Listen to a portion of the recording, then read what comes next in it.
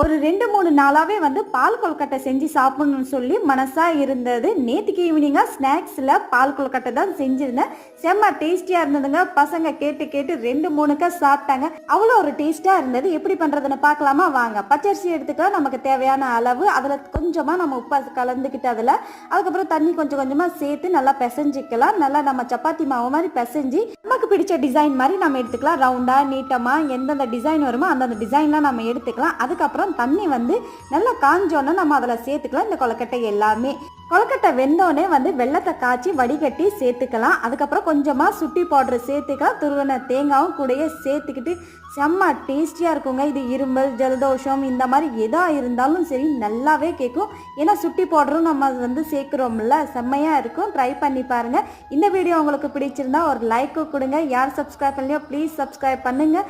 Video பார்த்துட்டு comment பண்ணால் மறந்துடாதீங்க. Bye by.